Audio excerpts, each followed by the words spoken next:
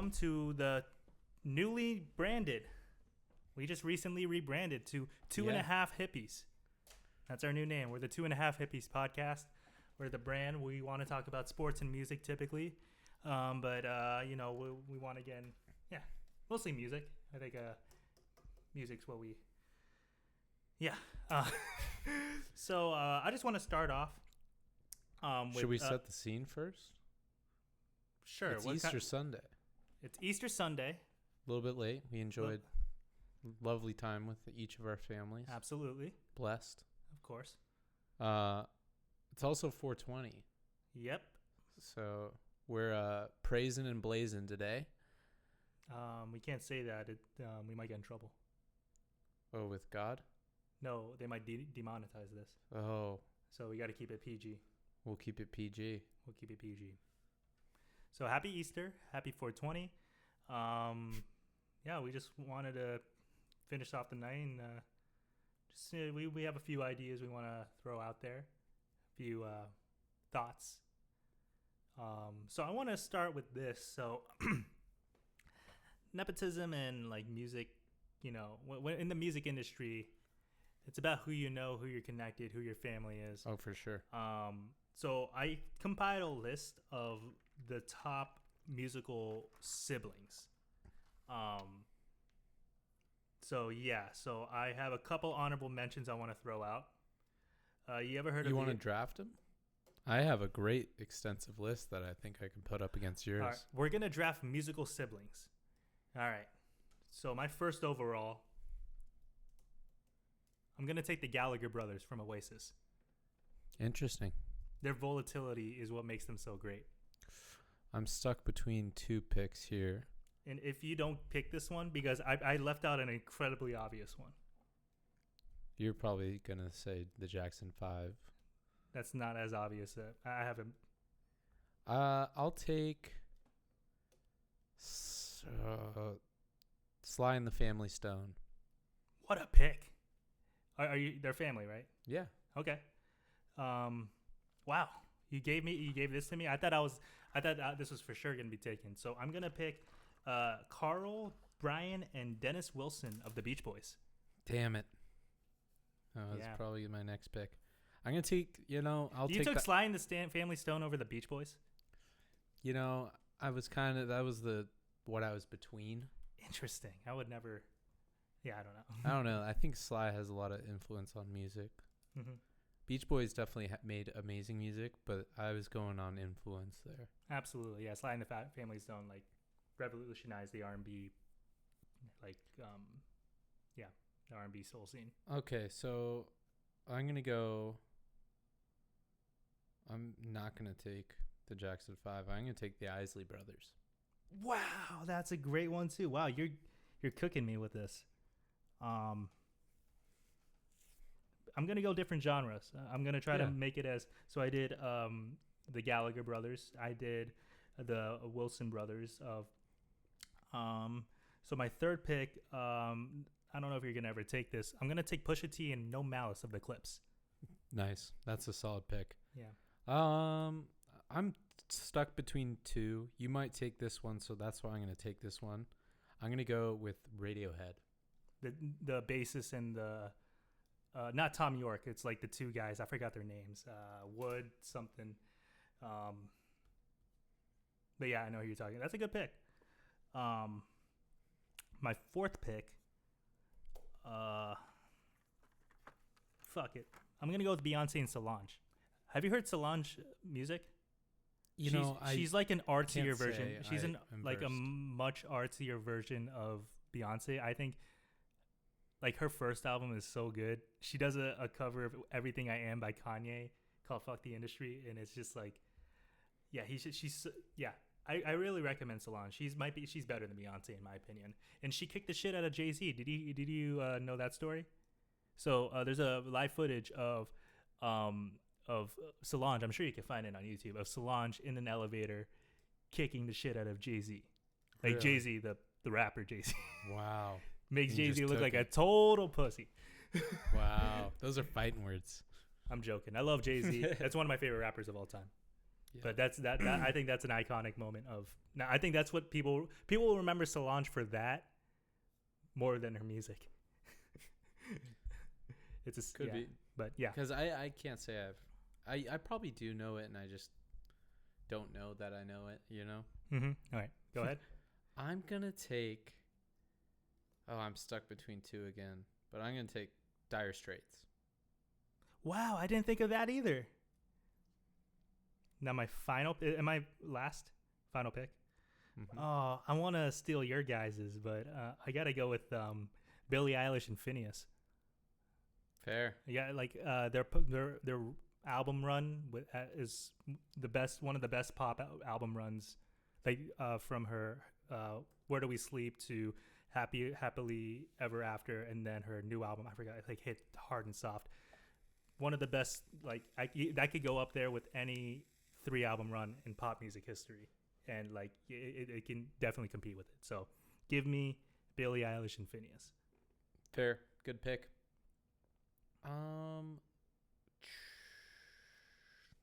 I'm going to go with... I'm stuck between two again. Van Halen. Okay. That's that's your weakest pick. I'm going to list off some. Did you know Brandy and Ray J were siblings? I did not. I did not know that either. I learned that today. We could go deeper. No, okay, so we got the Jackson 5. Well, we could go deeper. All right. Okay, my next pick is going to be Disclosure. Oh, fuck. That's a really good one. Yeah, Howard and Guy Lawrence. Can't believe you stole that. Yeah. I'm not even the biggest Disclosure. He's a bigger Disclosure fan than me. It's true. This is true. I'm going to take... I'll just take the Jackson 5. Fuck it. Okay, Jackson 5. I will take My Chemical Romance because Gerard Way and Mikey Way are both members of the band and they're brothers. Nice, good pick. I'll stay in the same kind of area and do Cage the Elephant. Prove it. I don't know. I fact check that. Yeah. I'm fact checking it.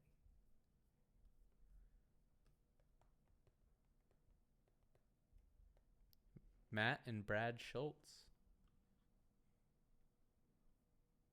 Okay, you got me. They are brothers.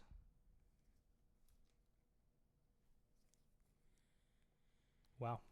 Yeah. My next pick, I'm gonna go classic. I'm gonna go with the Everly Brothers. Nice. Gotta respect the classics, the legends. I don't like. A lot of people love them, but I'm just taking this on like kind of the same vein as you, because I don't. How often are you bumping the Everly Brothers? Can I guess who you're gonna pick? Yeah, the Carpenters. No, I'm gonna take the Bee Gees. Bee Gees? Mm-hmm. Dude, I gotta fact check that. Are you kidding me? They're like all brothers, aren't they? They're all last name Gibbs. Oh yeah, they're all brothers. Yeah. Oh, how do I forget about the Bee Gees? Oh, I sorry, that was bad. I can't believe I forgot about the Bee Gees. I thought you're like gaslighting me on these. Yeah, you ever heard of the Osmonds? So the Osmonds was a popular pop group in the 60s. It was basically the white response to the Jackson 5, where they had it's a family, and the youngest person happens to be the lead singer, and it's like a kid. Yeah.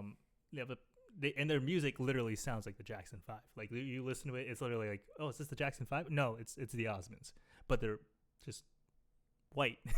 It's like basically if the Mormons became the Jackson 5. Like that's what it looked like. But yeah, the Osmonds, I'll pick them. Okay. I'll take Earth, Wind, and Fire. I'm fact checking this. Bro. You can't, I don't know if you're right. I know Maurice White. And Verdine White? Wait, that's his...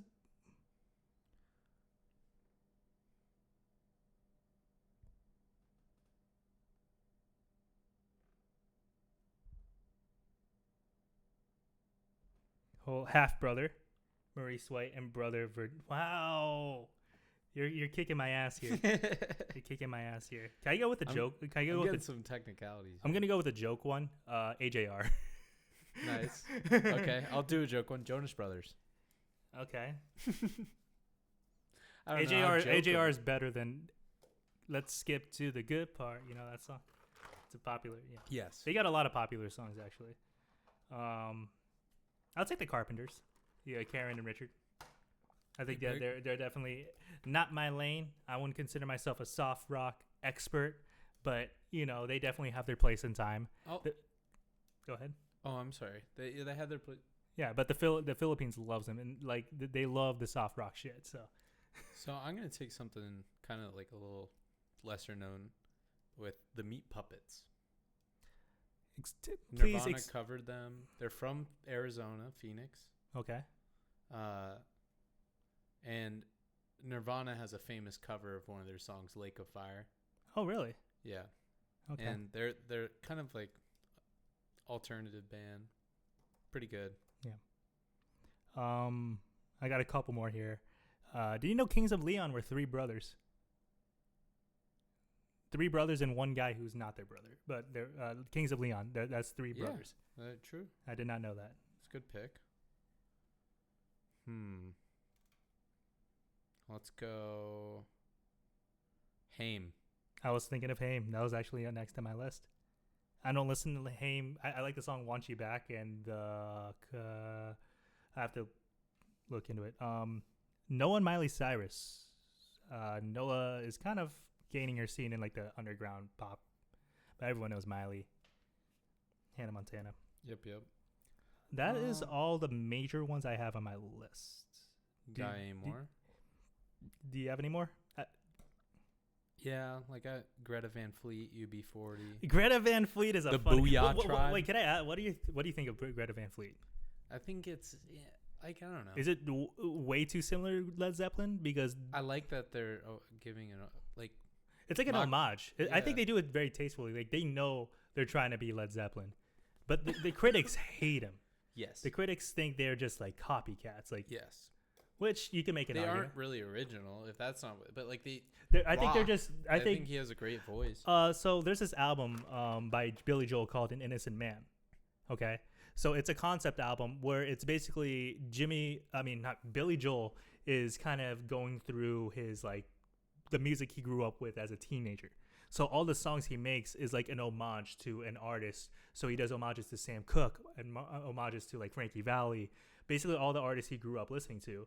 And you can make an argument that he's just like straight up ripping off these artists. Mm-hmm. But, you know, it's in context of the concept where he's just, you know, paying homage to the music he grew up with, the music that he loves, the music that inspired him to pick up a piano or pick up lessons and, you know, actually try to pursue music as a career. So, like, I think all great music comes from the music you're inspired by, right? Like, yes.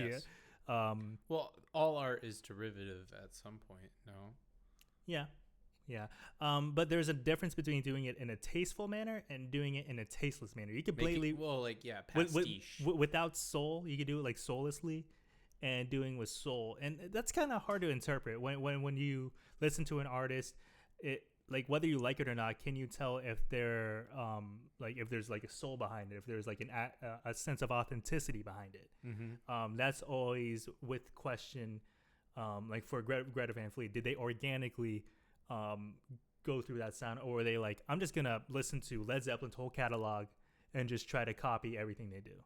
Yeah. Which that's what the critics are saying, and I don't think that's very fair because I think they are talented.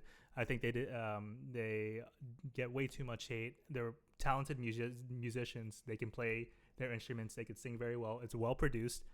So I'll defend Greta Van Fleet. What do you think about Booyah Tribe?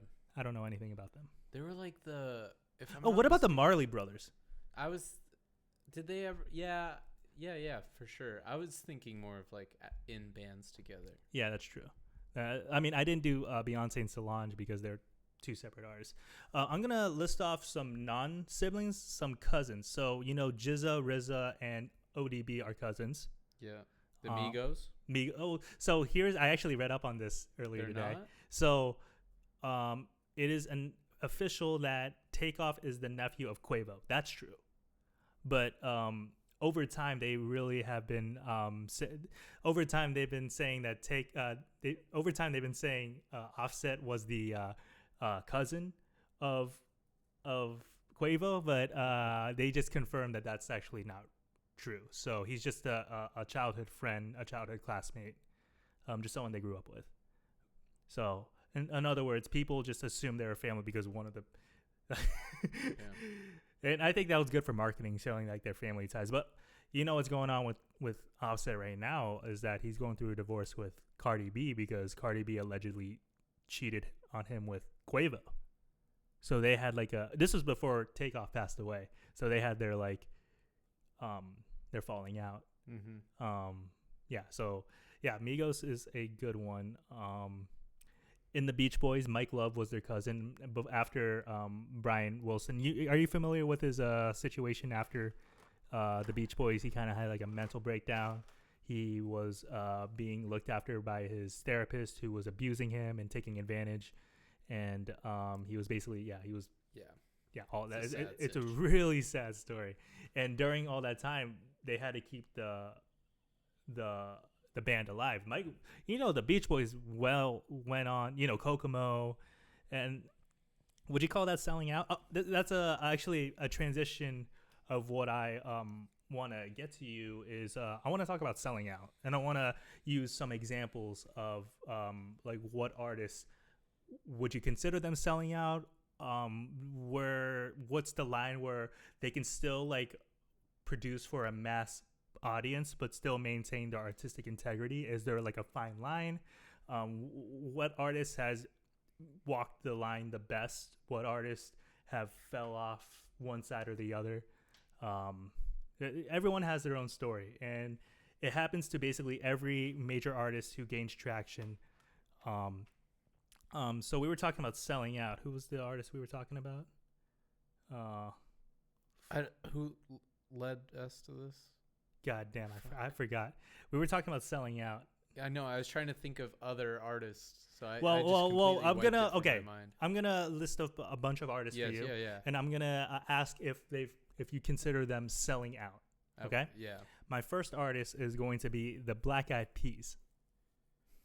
You could say they sold out with their later albums for sure. People say that they sold out, but I think with Fergie joined. When Fergie joined. Oh, really? So so if you haven't listened to Black Eyed Peas before Fergie, they were basically like a Tribe Called Quest clones. I could play you a few songs from them, but like if you listen to like their first two albums, it's very of that sound. So they were like legitimately like a rap like group, unequivocally hip hop. It was very Tribe inspired, but they were very unequivocally hip hop. Then they add Fergie, and Fergie definitely gave them the pop, appeal, and definitely appealed to a whole new audience for them. And then they had Ella Funk, which they had like Where Is the Love? That song became their first like major hit. And then they had Let's Get It Started, and then they had Monkey Business with My Humps, and then I Got a Feeling, and then that's where they like went the fully embraced pop mode. Yep. So they had this like trajectory where once they added Fergie, they were just descending more and more into selling out. Yeah. So you can make an argument they sold out as soon as they added Fergie. You can make an argument they sold out when they went to like I've Got a Feeling and Boom Boom Pow, or when they broke up, or even like now. But they are definitely far away from where they were when they started. They were just a bunch of guys who wanted to be like Tribe Called Quest. Yeah. Like that's basically who they were, and they definitely, yeah. So that's one I want to bring up. Another one I want to bring up, which is a famous example, is Green Day. Yeah. That's a tough one. They said American Idiot was considered the sellout. Really? Yeah.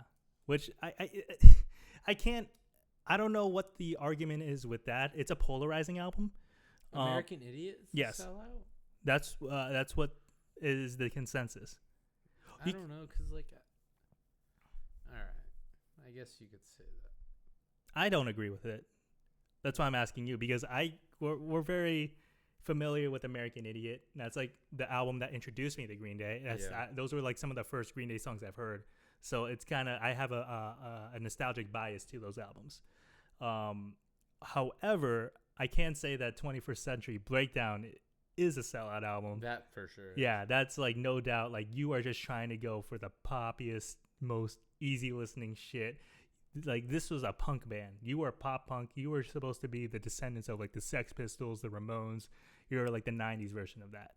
And they kind of, and there's also an argument that they sold that as soon as they signed to a major record label, because the whole idea of punk is to not sign by a record. You know, be very anti-establishment, rebellion to the community and all that. So. Yes. And they just played at Coachella yesterday. They did just play at Coachella yesterday. And they're all very savvy businessmen. So, like, if you look at their net worth of each person, like, they were worth a lot of money. And they've made a lot of business ventures outside of their music. So, you got to give a lot of credit to them. They're businessmen. So, like, them selling out, yeah, they just want to make more money. I mean, it fits the character to me. I got a couple good ones. What about, let's do something more obvious. What about like Kendrick Lamar? Do you think he sold out? Yeah, I maybe with you could argue this GNX, but I don't know. It's kind of hard to say because like it's just like Kendrick has still maintained the critical acclaim and maintain like he's still like number one on the Billboard. Still number one on billboards, and still like he's like, to me, like one of the few artists to walk that fine line between commercial and art. And I remember hearing this quote from Kanye where he was like, I'm the person where commercial meets art. Like I'm the artist where commercial meets art. And in a way he kind of is. Like he's like the perfect blend of like, he's super commercial on the radio all the time, but also has this artistic merit to him where people and like music critics actually take him seriously. Yep. So that's why Kanye's always been the standard for modern music. Even to this day, he's kind of the standard, which is, you know, you can't say that nowadays because, you know. Anyway, but yeah, so Kendrick, what's another good one I want to say? Maroon 5. Oh, they sold out. Sold out so hard. With songs about Jane was so good. They had their sound, and then, yeah, sold out. I got a couple good ones. Trying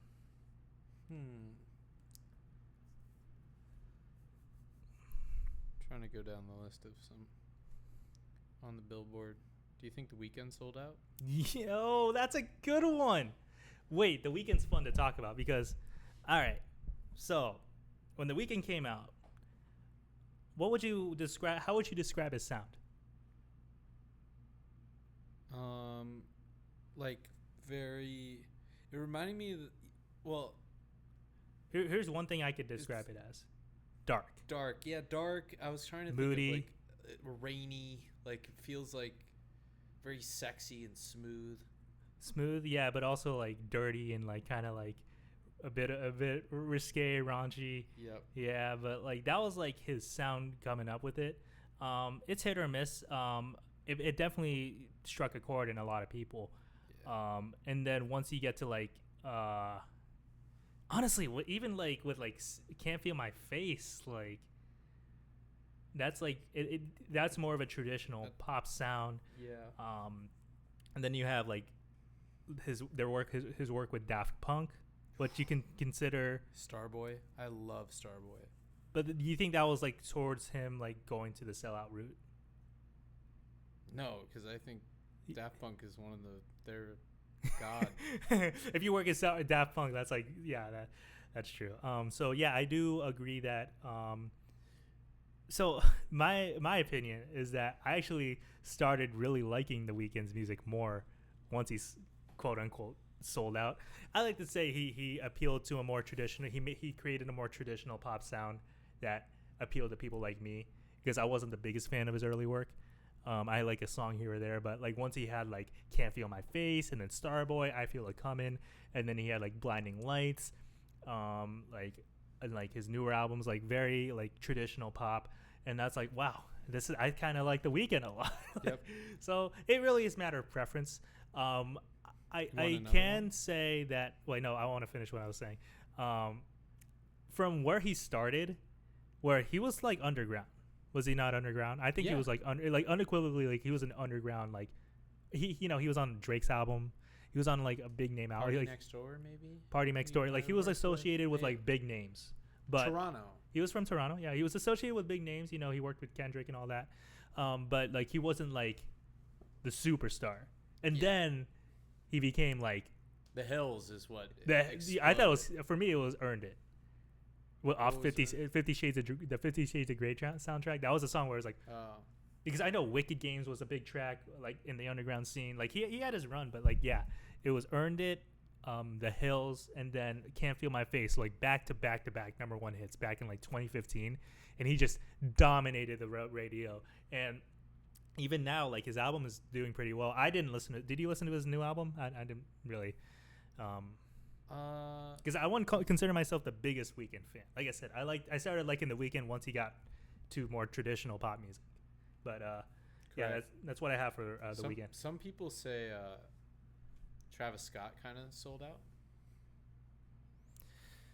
So my opinion for Travis Scott is that I think he stuck with the same type of sound. If anything, I think he got artsier the more. I think he took more chances. Like I thought Astroworld was a very artsy album. I thought he had more like radio friendly hits in his early work. So like Rodeo, Days Before the Rodeo, and then if you go back to Owl Pharaoh, like those are like just trappier, trappy songs. So like Mamacita, Upper Echelon, all these songs. I mean, to me, The Weeknd didn't really change his. I mean, Travis Scott didn't really change his sound that much throughout the years. Even like Utopia, like you have some songs that are out there, but like I don't know. Travis Scott's always been stuck to his sound. I never thought Travis Scott really skewed away from his sound. Well, more so of like what he did outside of the music. In regards to what? Astro World and kind of being a shit show. Oh yeah, but that's not selling. Well, you mean selling out in a way, like kind of like his response. Do you think? I wouldn't consider that selling out. That's just more like him damaging his own reputation. Yeah. And did it really? I mean, he had that incident, and then Utopia sold well. I mean, yeah, he's fine. Like Travis Scott's fine. He's fine. Although his most recent hit that or song 4x4 flopped hard. It basically went number one, and then after like a couple weeks fell down harder in the Billboard like faster than like yeah. So Travis Scott, I don't consider him a sellout. I think he always was meant for the radio. I never thought he like his music was built for the radio. So that's my opinion. Nice. Want to do a quick top 5? Let's do a quick top 5. What do you have in mind? We could do female songs with female for women. Our top 5 each? Yeah. Oh yeah, I just read the word female. That's not how I would word it, but that's what's in front of me. All right. I get the first pick? Yes, you do. I'm going to go Eleanor Rigby, The Beatles. That was on the top of my list. Good pick. You think that's better than Michelle? Yeah. Yes. I agree. That's one of the greatest songs ever. I think I agree as well. My number 1, I'm going to select a I'm going to take Billie Jean by Michael Jackson. Go obvious. Yep. Sorry, you're going to take that one. I'm going to go The Wind Cries Mary, Jimi Hendrix. Good pick. I'm going to pick a cover song. I'm going to take the Valerie by Amy Winehouse. Nice. Just get the obvious ones out. I like that one a lot. I'll go Jolene, Dolly Parton. I was thinking of that.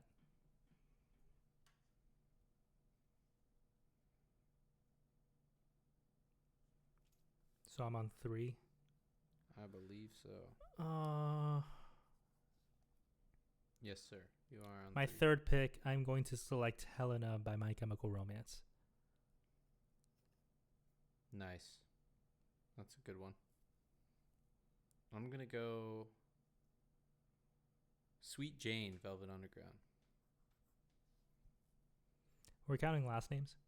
Sure. I'm going to select Miss Jackson by Outkast. Ooh, good one. Man, all my songs are just big hits. I didn't take any deep cuts. It's okay. I guess Sweet Jane's kind of a deep cut. Not really. That's like one of their bigger songs though. Like Velvet Underground are kind of like they aren't as mainstream as. I think they blew up like they were big in the time. But like they're kind of like I kind of view them like a bit like Tribe, where Tribe isn't like the most mainstream group. But everyone knows about them. Everyone knows about them. Yeah, and everyone's influenced by them. Yeah. I'm stuck between a few. I'm thinking like Layla, Sarah Smile, Roxanne. I'm gonna go with. I have enough rock influence. Gotta go a little pop.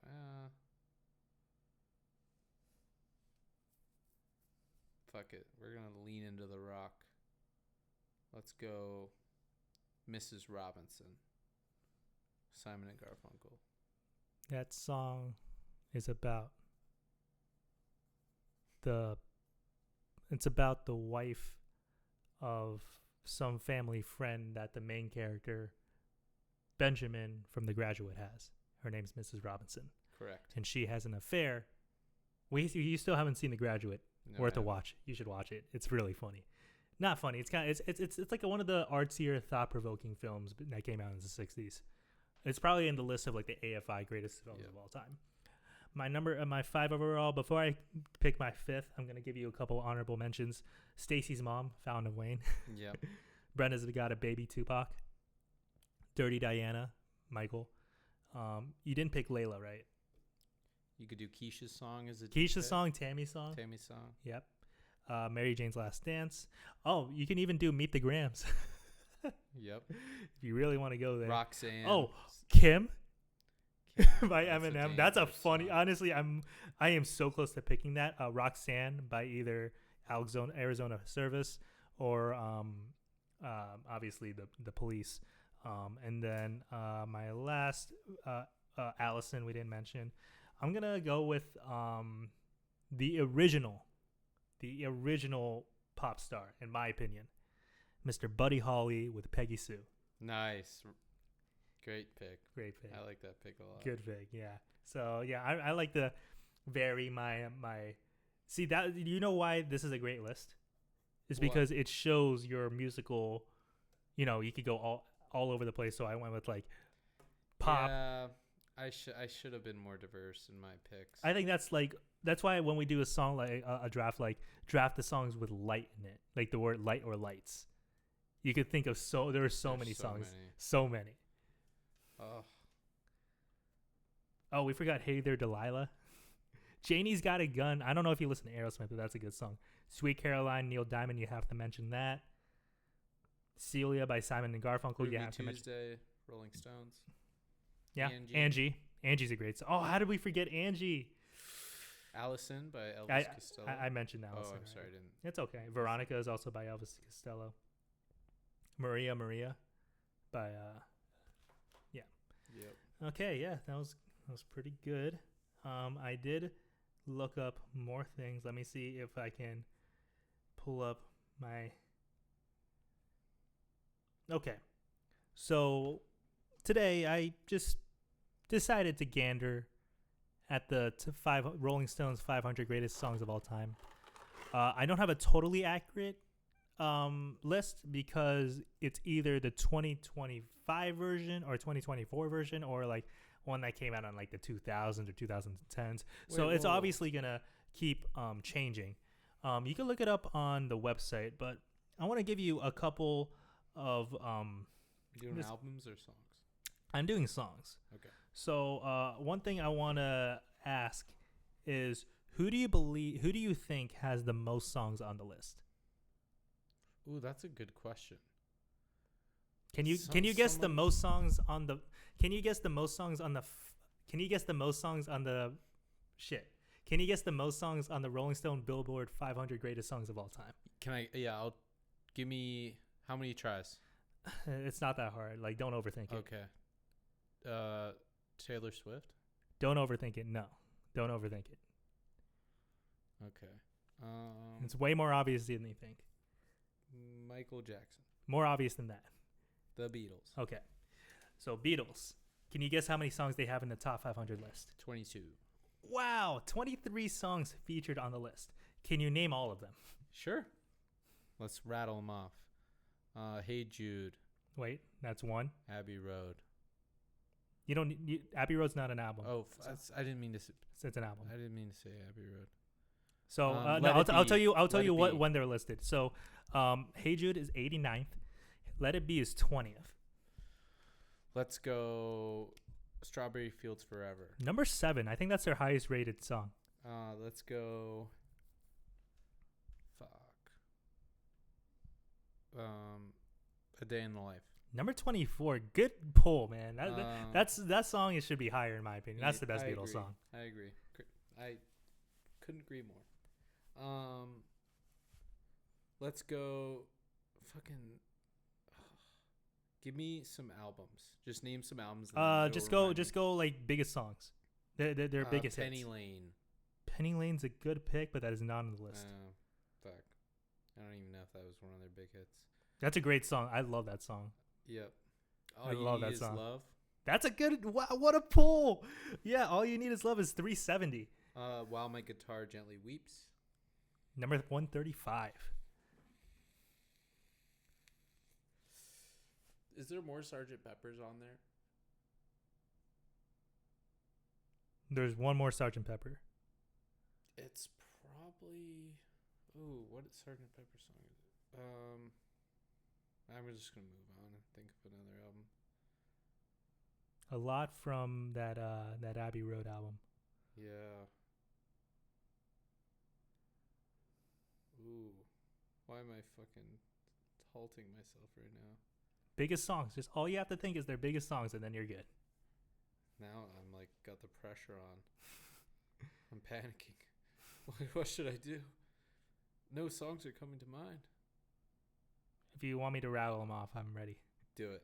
All right. So number 15 was I Want to Hold Your Hand. I want to hold your hand. Dude. 15th of all time. In My Life, you missed. That's number 23. Yesterday at 13. See, now I'm kicking myself. Yeah. Help. 447. Little low for Help. I like Help. She Loves You, 64. That's like their first. It's their, Pretty Boy days. Norwegian Wood, number good 83. song. Eleanor Rigby, 137. Oh, we are fuck. I saw her standing there, 139. A Hard Day's Night, 154. Come Together, 205. That's a tough. And then Something. How do you forget about Something? 278. And then Can't Buy Me Love, 295. That's my first. Fun fact. That's my first Beatles song. God, I feel like such a dumb.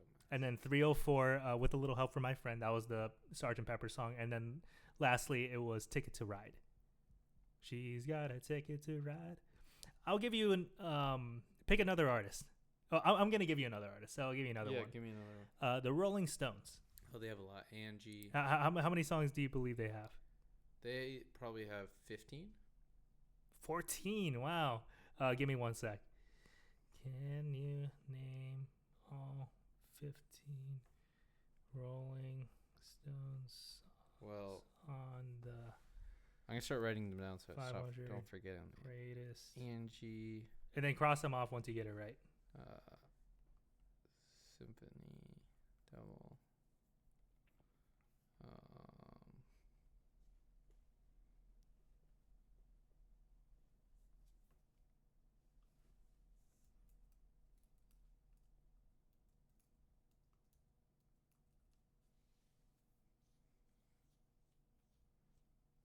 All right. Perfect. All right. I got all 15 songs that are on the top 5. Okay. Can you name all of them? Yes. Maybe. No. Nah, this is hard. I don't know all these songs. Angie. Not on the list. That's fair. It's not even that good of a song. I tend to get it. That's like I actually really like that song. Very R&B-esque.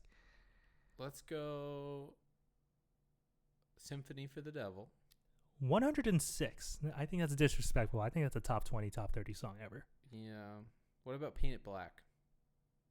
213. Also disrespectful. That's a lot. That should be higher. Honky Tonk Woman. Good pick. 116. Good pull. Wild Horses. Good pull. 343. I'm gonna go another poppy one that probably isn't on Jumpin' Jack Flash. Great song, 125. You're killing it right now. Except for Angie, but you're killing it. Yeah. They have one song from the 80s. I'm not gonna get that one. Okay. I don't think. It's a popular one. It's a very popular song. What's their first big hit? Why is it fucking escaping me? It's a song about not being able to fuck your girl. Under My Thumb?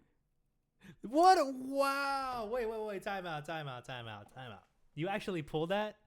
497, Under bro. My thumb. You pull that? I can't believe you pulled that. That's 497. That's very impressive. You know your Stones. I think I also might have subconsciously saw it when I pulled up the 500 list. That's fine. That makes sense. Ooh. What's another early one? Get Off My Cloud. You know what? That should be on this list. I think that's one of the best Rolling Stones. You get off of my cloud. Hey, you get off of my cloud. They also don't have. I'm gonna mention one they didn't put on was "Miss You," which I think is a good song. What about Brown Sugar? Good pick. 495. Disrespectful. I'll give you one that you mentioned before this draft, or before this list. Ruby Tuesday. Ruby at Tuesday. 310. I don't know why that escaped me. This song is so cliche. It's like the most cliche song. Like when you, it's just super cliche. Do do do do do do do do do do do. Very the easiest riff of all time. Why am I? I can't get no Satisfaction. Sad. Yeah, 31. That you had to get that one. I'm just gonna rattle off the rest. What's the one with the about the drugs? Fuck, with the lady on it. Go ahead, list them off. Okay, you missed. Give Me Shelter. That's what I was thinking. Number 13, great song. You can't always get what you want. Probably my favorite, personal favorite, 101. Yeah, always get what you want. got all these. Tumblin' Dice 433. I don't know that song actually. Street Fighting Man 301. And then Beast of Burden 443. And then Start Burden. Me Up 440. Yeah, there was a few on there I was never going to get. Yeah. But honestly, kudos to you for getting most of that list. Yeah. Mad respect. Am I going down the list of artists with the most? I kind of want to throw me out another artist, and we'll do one more. Oh, well, you gave me the Stones, and I guess there's 15 in those 14 songs. Throw out another artist, and we'll do a guess. Then, yeah. What? Okay. Is it also rock? Any genre. Well, I want to know the next highest because what didn't we go down? Okay, let me look. The Beatles and the Stones. Let me pull it up.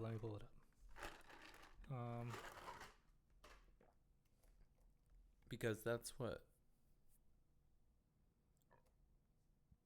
I thought we were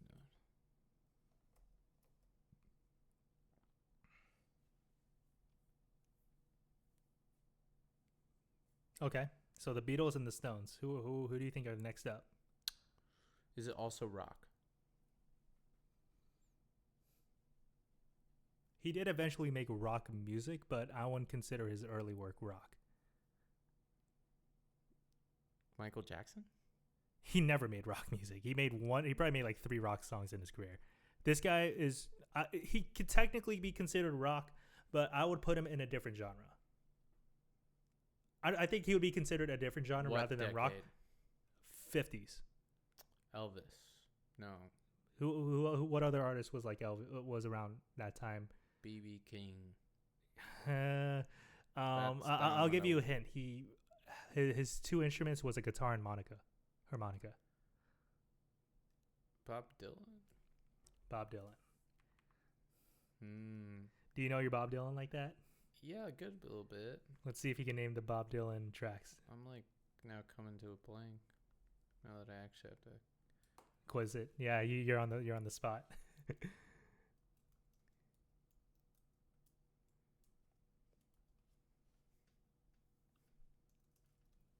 All right, there are Uh, 7 songs.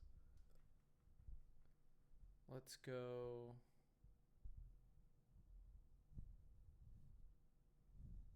I doubt it's gonna be on here. I'm just gonna get this out of my head first. All Along the Watchtower, I'm sure the Jimi Hendrix version's on the list. but his version isn't. No. Hurricane. No, Damn. Blowing in the Wind. of course, number 4. Yeah. Ranked 100. Knock knock knocking on heaven's door. Wow, that's not on this list. What? They probably picked the Guns N' Roses version. Fuck that. Mr. Tambourine Man. Of course, number 5. 164. Do you like that version or the Birds?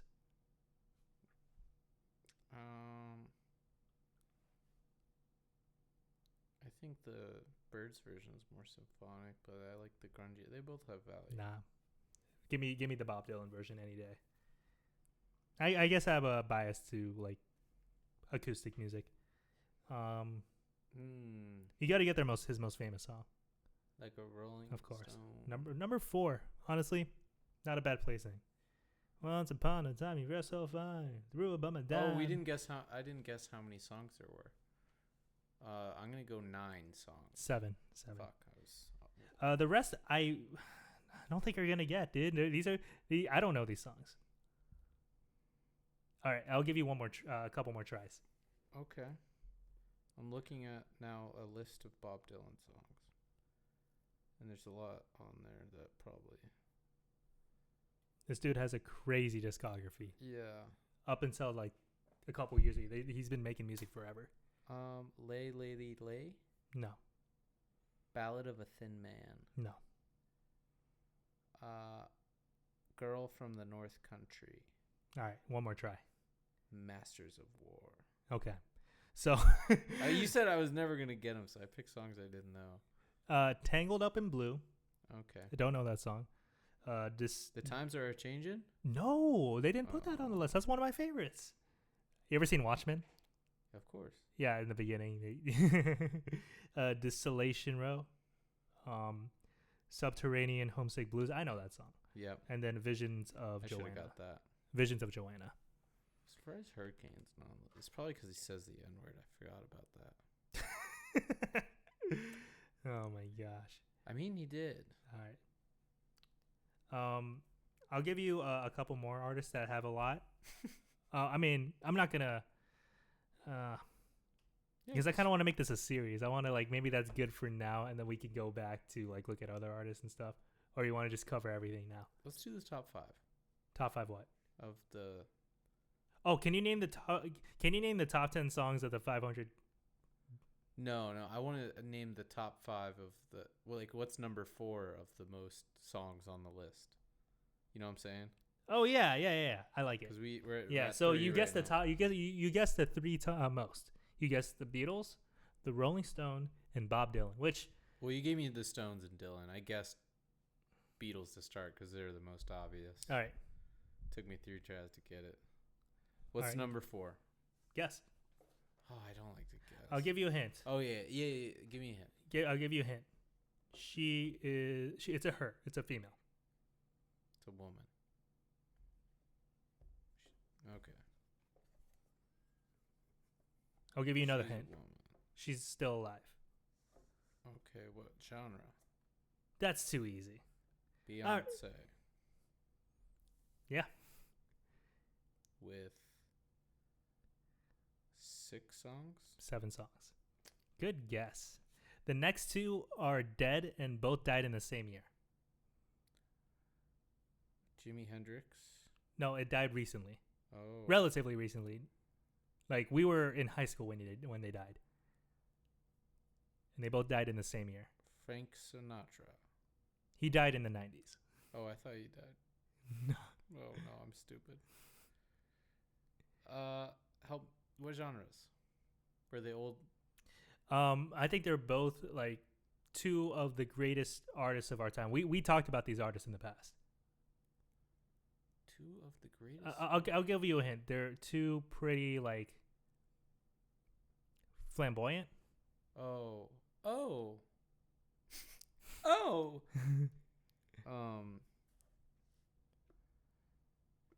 David Bowie. of course. And then who's the other crazy out there one? It's not a king. Oh, it's not a queen. Freddie Mercury. Oh, It's not king, not queen. Prince. Prince. They both have 6. I don't think Prince is fruity. I guess he dressed a little out there. I mean, come on! Like, have you seen the Dave Chappelle skit? Yeah, it's a skit. It's It's exaggerated. Of course, dude. Yeah, it's supposed to be but funny. glam rock, like they're of that. Like it But he was with the baddest chick in the fucking. I whole know club. that you could. I think you could have both. He was one of the few people who had both. Yeah. Yeah, Prince. He was definitely like out there. He was very weird. Yeah, I mean, let's be real. Yeah. I mean, all these artists are weird. Michael Jackson's not that high. Like, these artists are higher than Michael Jackson, and I think Michael Jackson has a lot more like greatest songs of all time than these guys, in my opinion. Yeah. But number 5 is an They artist. avoid controversy on this list, I feel like. Yeah, I don't see any R. Kelly here. I'm just gonna give you So with 5 songs, guess it. How much Led Zeppelin? 3 songs. Okay. Interesting. I'll give you the 5 song Okay. group. It's just one. It's a one dude. He's a rocker. That's all I could say. He's like a rocker. Is his band his name? His band. He is the band. I don't think it's his name, but he is like he's considered. Tame Impala. He's an older guy. And He's like a stadium rocker. Like you see him like selling out like thousands of crowds. Like, this guy is like a big deal. God damn it! Is it someone awful like Bon Jovi? I don't know. I don't know what the musical. What did the music critics think of Bruce Springsteen? Do they love him? Yeah. Well, Bruce Springsteen in the public, I feel like, had a Dave Matthews swing. Where like people just started hating him because their parents love him. Yeah, I don't know about Bruce Springsteen. I mean, I just know they're his biggest songs. I didn't listen to Born in the USA. I don't know his albums like that. So I don't know. I like Bruce a lot. He has some deep songs. I think his band is one of the best parts of his. Yeah. What's the name of his band? His name of his band.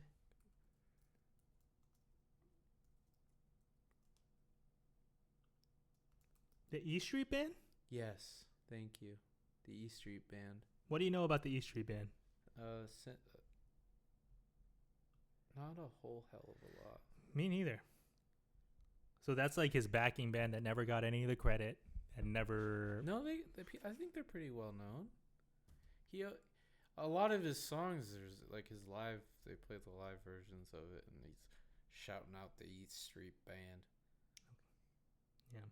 All right. So I'm gonna ask for. There's 6 artists with 4 songs on the list. Can you name the 6 artists With 4 songs? with 4 songs on the list? No, bro. No way. Rattle them. Aretha Franklin, Okay, yeah. I probably could have guessed that. Elton John, Yep, Elton John. Marvin Gaye, Beautiful. Joni Mitchell. I don't listen to Joni Mitchell. Nah. I should. Maybe that could be one of our first deep dives is Joni Mitchell because she is considered a goat. Stevie Wonder, low. Stevie Wonder has so many more. No. I agree. And then interesting one, Outkast.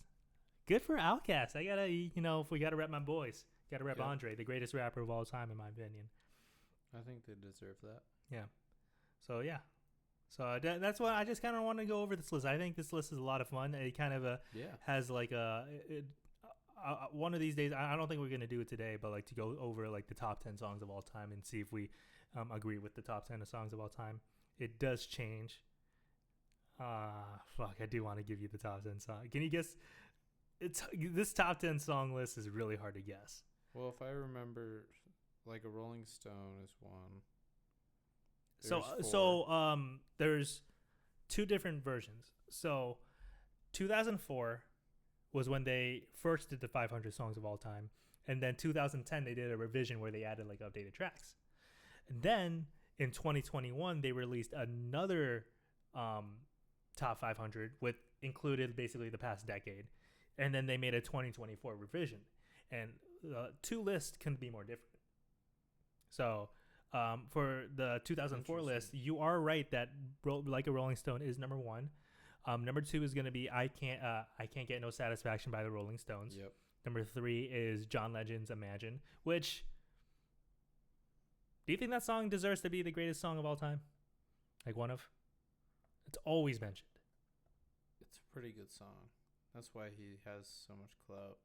Because of that song? That song like basically carried his whole solo career.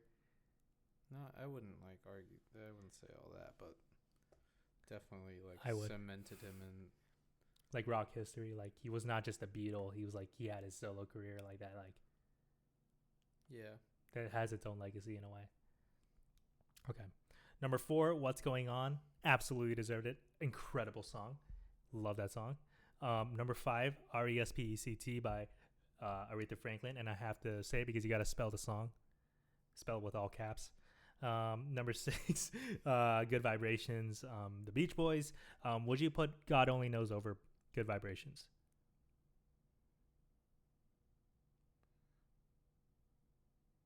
Yes. Yeah. Easily, right? Hands down. Mm-hmm. And I was just want to revise. I thought you said another song by John Legend, not John Lennon. No.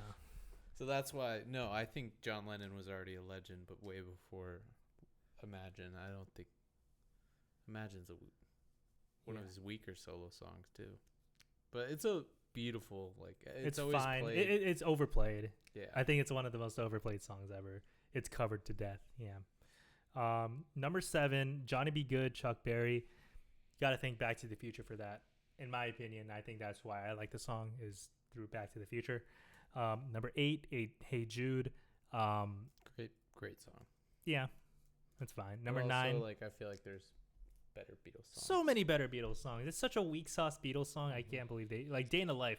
If they pick Day in the Life, I'm like, wow, that's class. That's class. Number nine. Number nine is Smells Like Teen Spirit.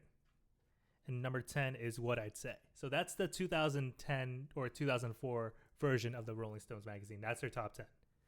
Now 2021 and the 2024 revision, the list couldn't be more different. Did they add They added quite a few songs. It's kind of interesting what their Cook? list is. Yes. So I'm gonna rattle this off. This is interesting. So number 10 is Hey Ya by Outkast. Wow. Outkast? It's one of the most depressing lyric songs over a happy track. Yeah, I think that's like what it's most known for. Like, oh, listen to the lyrics. It's so sad. Like, it kind of became like its own, like created its own like mythos to the song. Mm-hmm. But just like looking at Outkast's whole catalog, the fact that they have like even like Roses, dude. Roses is a fire song. Like I would put that over Hey Ya, or like Bombs Over Baghdad, Art of Storytelling. Like you got like Miss Jackson. You got Elevators, Southern Playalistic. There's just too many good Outkast songs. But Hey Ya, I think from a pop perspective, like that song was just kind of like a one of a kind. I don't think you'll ever come across a song like that again. That's like a, it's sure, I get it. But so that's number 10. Number 9, I actually absolutely agree with this. Dreams by Fleetwood Mac. Give me that. Yes, number 9, absolutely. That's a phenomenal song. It is a beautiful song. Yeah, and that song like is still like popular even to this day. Like I still think that song's played to death. But I think it's amazing every time I hear it. Number 8, it's Missy Elliott. Ooh, yes. Can you guess which song? Not Work It. It's the other one. It's fucking tell me I'm Get Your Freak On. Get Your Freak On. So that's number 8, which no. She's revolutionary, bro. But number 8? Get Your Number Freak 8. On. That is the highest, well no, not the highest rated rap song, but it is the highest rated song of the 21st century easily. Wow. I think it belongs there. Because that's a Timbaland beat. So that's probably like Timbaland's like biggest like song he ever produced. Yeah. So 2000s Well, hip hop. Sexy Back was big. Yeah, Sexy Back, and then you also had Apologize. He did like the remix for Apologize. Timbaland is a goat. Like Timbaland is literally like a goat of the 2000s. Agreed. Number 7, they switched a Beatles song. They did Strawberry Fields Forever. Weak Sauce Pick. Yeah, I love that song, but yeah. I agree. It's a good song, but yeah, I don't think it belongs there. Mm-hmm. Number 6, they kept What's Going On. So thank you for keeping Marvin Gaye's What's Going On. Amen. Amazing track. Number 5, they kept Nirvana's Smells Like Teen Spirit. Sure, that's always going to be on every list. Is Sitting on the Dock of the Bay always up there Snubbed. too? Oh. Snubbed like a motherfucker. Number 4, Bob Dylan's Like a Rolling Stone. So they kept that. So the first 3 they kept. And then number 3, it's a song we talked about before. A Change Is Gonna Come, Sam Cooke. Mm-hmm. Absolutely. If that was number 1, I'll be like, okay, hell yeah. I think their revision of the next year made it number 1. If they did, then they absolutely deserved. Yep. That song is so good. The story behind that. What was the story you told me about that song? He wrote it in jail, I believe. He was in jail? How did he get jail? Like either he was going through. Is it something about like he went to like a white restaurant? Oh yeah, they were arrested for eating at a white-only restaurant and not leaving or something. And that was like the song Or he maybe wrote even just out of like, we're gonna leave, and they still got arrested. Yeah, and it was a song like that he wrote out of like, he was just angry and frustrated. And the song doesn't have any anger. You know what I mean? No, it's a beautiful. It's a beautiful. It's very soulful. And there's a lot of hope behind the song. It's a lot of, like wonder. Beauty. Yeah. It's absolutely gorgeous song. And I have the story here if you want. On October 8th, 1963, en route to Shreveport, Louisiana, Sam Cooke called ahead to Holiday Inn North to make a reservation for his wife, Barbara, and himself. And when he and the group arrived, the desk clerk glanced nervously and explained there were no vacancies. While his brother Charles protested, Sam was furious, yelling to the manager and refusing to leave until he received an answer. His wife nudged him, attempted to calm him down. "They'll kill you." To which he responded, "They ain't gonna kill me because I'm Sam Cooke." When they eventually persuaded Cooke to leave, the group drove away, calling out insults and blaring their horns. When they arrived at the Castle Motel on Sprague Street downtown, police were waiting for them, arrested them for disturbing the peace. The New York Times ran the UPI headline, band leaders held Shreveport, but African Americans were outraged. Then Shreveport mayor apologized to Cooke's family for the event and posthumously awarded Cooke the key to the city. Wow. Well, the song not only was written just out of like pure not animosity, but like just pure emotion. Yeah. And he turned it into something that like spoke to not only to his people but to anyone who listens to that song. Like it speaks to like any type of like change, any type of hope, any type of like, if you're ever down, like a change is gonna come. Like I think that's always a beautiful sentiment, no matter who you are, black, white, rich, poor, it doesn't matter. That song is gonna speak to anyone. Yeah. So yeah, absolutely. Number 2, you hate 80s hip hop, but Fight the Power by Public Enemy. Fight the power.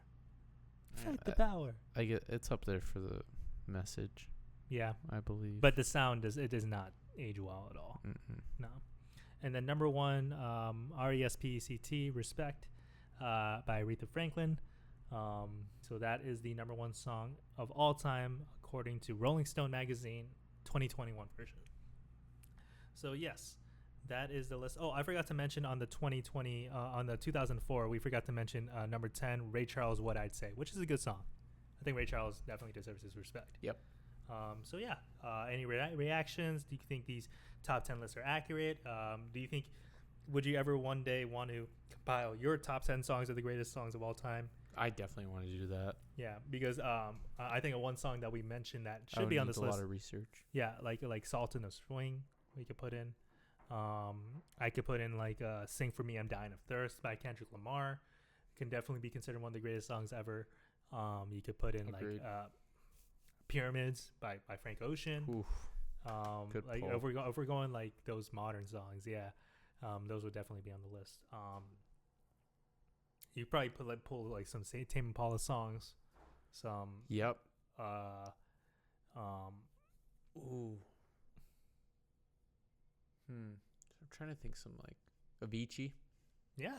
If we're going to house songs, oh, you could compile your list of the greatest like EDM songs of all time, or like the most influential Ooh. EDM songs of all time. Next time we have Dembski on. Yeah, no, man, I think we should but like that's something you have to like research and do prep for before Yeah. you start.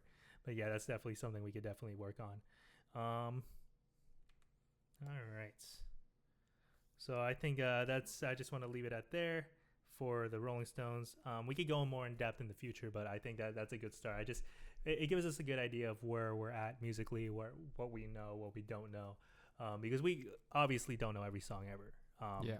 I like to always say that I like to think I listen to like a pretty decent amount of music. I like to think I listen to a pretty wide range of music, but I think I listen to like less than like 0.01% of music that's out there. There's so much music out there that I feel like I barely scraped the surface of how many, and there's always room for discovery. Oh yeah. No matter how much, like, so there's a song, Stay With Me, that's big on TikTok, the Japanese song I was telling you Yeah. by, I gotta pronounce her name. I don't want to fudge it. Good luck. Her name is Miki Matsubara. Miki Matsubara. She wrote the song "Stay With Me." It is called Mayonaka no Door. The song was released in 1979. It was part of a wave called city pop. Now, city pop is a genre that was originated in Japan, and they basically it was in response to the 70s classic rock era. And Japan basically said like we did their own, basically did their own take on it, and they had like some like Japanese like traits, or like some traits that kind of make it ubiquitous to the Japanese culture. So that was like one of the songs that really popularized that genre in Japan. But however, it was very unknown in the U.S. until, of course, TikTok gets a hold of a song, and then it becomes super trendy, and then it becomes kind of has a second life. Yep. Now, the story behind the song, well, not the song, but the artist behind the song, Miki Matsubara, she during like her later part of her career, around 2000, she inexplicably just emailed her like record company or whoever she was working for that she was just no longer going to work on music. She just quit music, and she later announced that she was actually going through cancer, and she kept it secret from most of her family.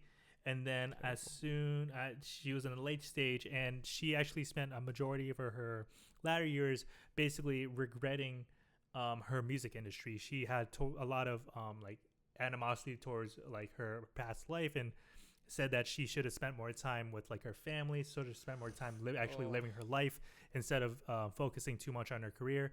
And she blames that on her diagnosis or her disease. And then she would pass away in 2004 from complications of her cancer at 44.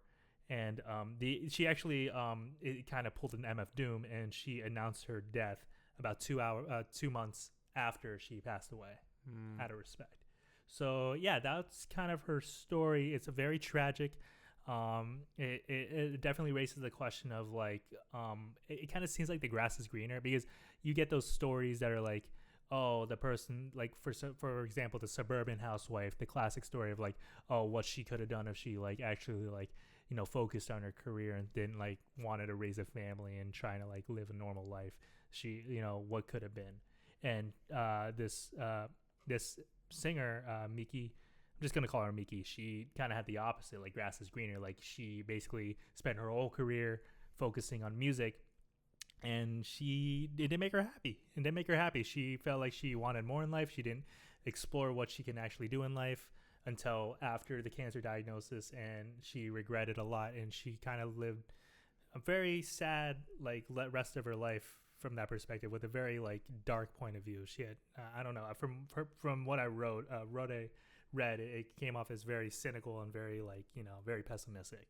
So Yeah, and it seems to be a theme with these artists to like they kind of keep their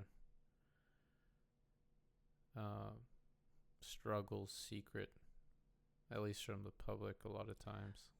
well, I Like- mean, I like to be private, and I'm Yeah, sure of course. parts of you want to be private. We all need our privacy, and I think every human has a right to provide the information to the public and withhold information from the public. I think everyone has a right to privacy, and if that's what she wants to do, then I don't have a problem with that. Yep.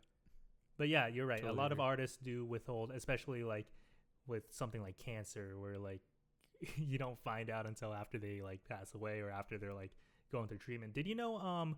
Speaking of this, did you know the lead singer of Blink-182, Mark Hoppus, was fighting cancer for a couple years? Oh wow. I Yeah, didn't know and that. then he went on remission, and now he's just on a 6-month checkup. Yeah, so yeah, there's really a lot of nice. people out there that's going through this, and we don't even know. Yep. Look at Chadwick Boseman. He just we didn't find out until after he died. Yep. Norm Macdonald. Norm Macdonald was a big one. Yeah, he Yep. didn't tell anyone. Yeah. Did you ever watch a stand up like that? Yeah, I think he's one of the most I never got into this. influential Yeah. He did- stand-ups, definitely. No, he has his like no, he was like in the circle like I feel like the stand up community is kind of like its own fraternity where like every stand up kind of just knows each other. Like Yeah. yeah, so like I hear stories because I'm a Chappelle guy, so I hear stories Chappelle like being having like Norm Macdonald as a big mentor of his, and like how he kind of like they were definitely helping each other out in their careers and stuff, and yeah, Norm Macdonald was just one of the Like goats. he was a bit of like a Not gambling addict and a booze bag, but that was kind of about it. For I think that was part of I think that's part of the I mean it's kind of really dark and twisted, but I think a part of the joke of a lot of these comedians is that like yeah, they are pretty self-destructive, and they are pretty like there's definitely something wrong with them. Yeah. Like and But like, what I was kind of like alluding to that though was like there wasn't anything like really too, like Norm got in trouble for what he said, but never like really too much for what he did. You know what I mean? And Yeah. he was very known by like a lot of people as like a really good guy. Like yeah, he would like he was kind of a dick, but like if he would help people, but like also like he has like the negative stories from people from SNL, but that's also like such a competitive like little like yeah, everyone's at each other's necks in SNL. Everyone's trying to gain the top spot. It's kind of like a toxic work environment. If you yeah, ask me. for sure. And they're supposed to be funny and like I don't know. What yeah, SNL. I mean, But outside of that, like it apparently he's helped out a lot of stand-ups and like done stuff like that. yeah, as he should. Yeah. Yeah. Like I said, it's like a fraternity. They all help each other out. They're very like close to each other, and there's like a lot of support from each other. You're not getting like stand-up comic beefs. You know what I mean? Yeah. Like, I mean, I'm sure you. No, have. there are tons of stand-up comic beefs. Really? Yeah, like Mencia versus Rogan. Oh well, First off, everyone fights with Joe Rogan because he has a podcast, and when you have a podcast, you basically voice your opinion. You know about the Mencia is Mencia. famous for stealing, joke stealing. Yeah, Yeah. he's him. Amy But Rogan was the one that got really loud about it. Yeah, because Joe Rogan called out a bunch of people. He called out Amy Schumer for being a joke thief.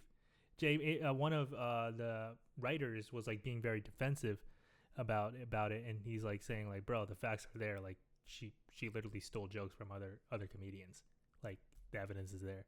Like you could say parallel thinking, but bro, it's too much of a coincidence. Like come on." But also like a little take is like, Joe, you're not writing like all-timer jokes of all time. Like I think Joe Rogan's not bad. I think Joe Rogan to me is like a renaissance. He's like a Childish Gambino, where like he has so many like lanes. I and don't love his stand-up. his stand up might not be the best. I don't think Childish Gambino has the best stand up, but I think he's the fact that he's competent, and I think stand up is so hard to do. Where like just being up there, like I have to appreciate them just being up there. Yeah, You know, I'm he does it for sure. yeah. So like the fact that he does it and he's okay at it, he doesn't have to be the GOAT, but like Yeah. he's definitely in that scene. He definitely established his credibility in the comedy scene. Yeah, Not only that, he established his credibility in the MMA scene, and now is Oh, basically like one of the biggest like endorsers of the of UFC, besides obviously biggest figures too. I know. yeah, biggest figures, and Being a also he has the commentator number one since day. podcast in the world. Yes. So, yeah, no, I mean, yeah, Joe Rogan is just. I mean, I want to be like Joe Rogan. he's definitely one of my inspirations, but like you know, we also have to start somewhere. Yeah, and I don't know. Like, I think those 3 pillars are interesting. I don't know what like if I fully agree with what he's done, kind of with his podcast over the last 5 years or so. You don't watch him as much anymore. Yeah, because he has a lot of politically charged people on it, and I just like. Yeah, I'd rather listen to like some musician. Yeah, when he gets Chappelle, comedian. like he got Freddie Gibbs on there, like that was so sick. Yeah, he got like. See, like I find those ones interesting, but I just like I hate the shtick because I feel like he like sold out to this right wing. He did community. Yeah, which just so he could sell his like supplements and shit. Like, yeah, you are not wrong there. But I don't know. I miss the old Joe a little bit. Yeah. Yeah. All right. What time is it?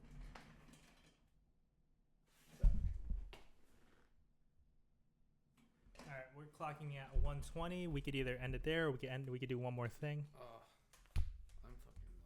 I'm sorry. I feel like I wasn't very. Nah, that was good. Don't worry, Jack. It's gonna be episode 5. We're gonna call it there. Thank you for watching, and then we'll see you next time.